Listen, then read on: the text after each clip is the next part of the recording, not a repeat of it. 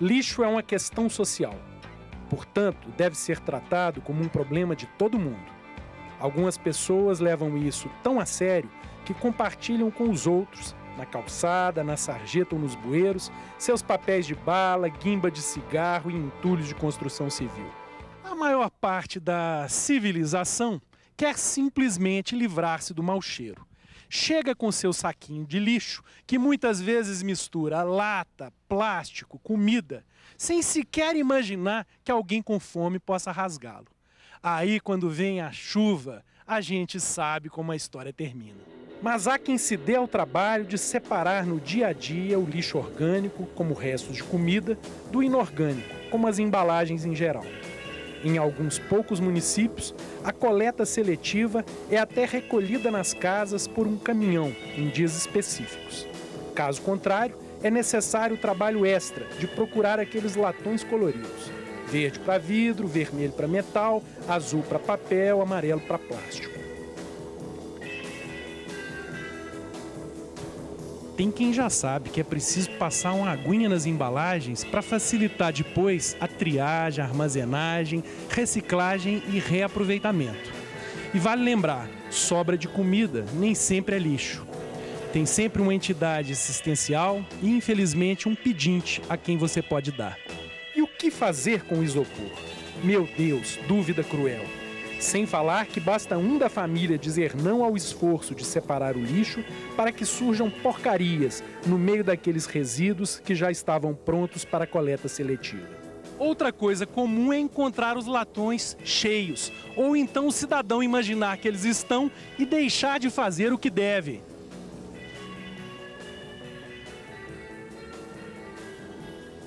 Isso mostra que não basta fazer a sua coleta seletiva.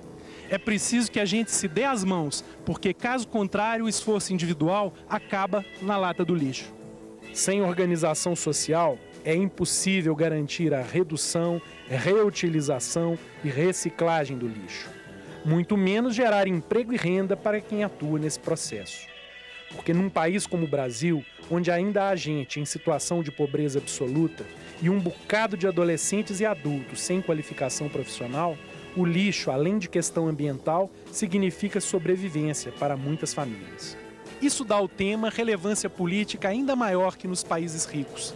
É preciso discutir o assunto, na família, na vizinhança, na escola e no trabalho, ambientes em que o lixo faz parte da rotina. Do mesmo jeito que o mau uso da água e da energia, a geração excessiva de lixo, a falta de separação dos resíduos, a coleta inadequada, o acondicionamento em locais impróprios e o acúmulo em lixões que contaminam o subsolo e mananciais reduzem a qualidade de vida e comprometem o futuro do nosso planeta. A aula que você verá a seguir mostra a evolução histórica da organização social no Brasil e no mundo. Uma história marcada pela conquista de direitos a partir de uma luta coletiva, sistemática e diária. A política eficaz, adequada e racional de tratamento dos resíduos sólidos pode ser a próxima conquista. Até o próximo programa.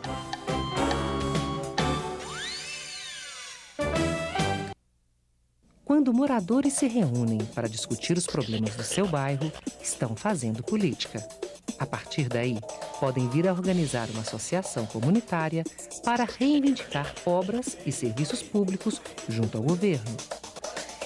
Nas escolas, os alunos se organizam em grêmios, onde se discutem e resolvem assuntos de interesse comum. No sindicato, os trabalhadores fazem política, tratando, por exemplo, de salário, desemprego e condições de trabalho.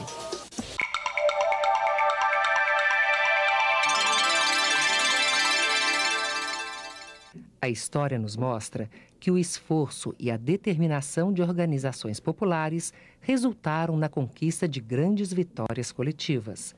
O Brasil, último país a se livrar da escravidão, também foi um dos últimos a reduzir para 8 horas a jornada diária dos trabalhadores. Isso só ocorreu depois da Revolução de 1930.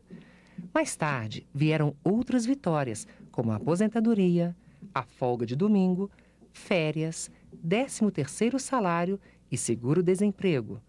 As mais recentes conquistas do trabalho político dos sindicatos no Brasil são a licença paternidade e a extensão de direitos trabalhistas aos empregados rurais e domésticos.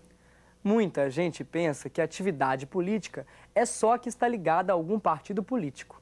Não! A sociedade oferece muitas formas de participação política em organizações não governamentais.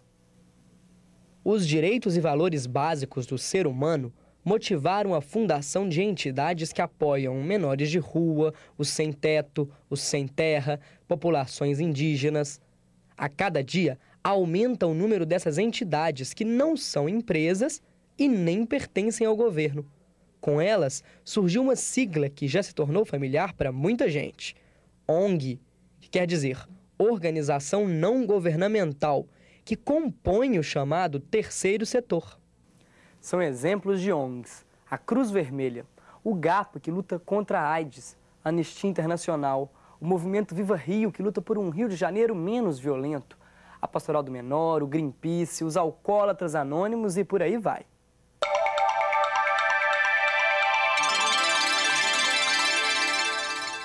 Você pode dar vida a uma nova organização, mas pense bem.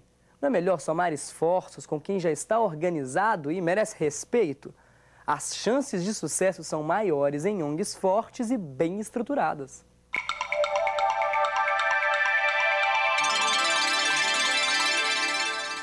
A luta política nem sempre entra para a história. Por trás dessas conquistas, há pessoas tomando decisões e agindo politicamente, dentro ou fora do governo, das empresas, das entidades. As entidades organizadas influem no dia a dia do governo, na definição de investimentos e prioridades, na votação de projetos de lei, nas decisões da justiça e até na própria Constituição.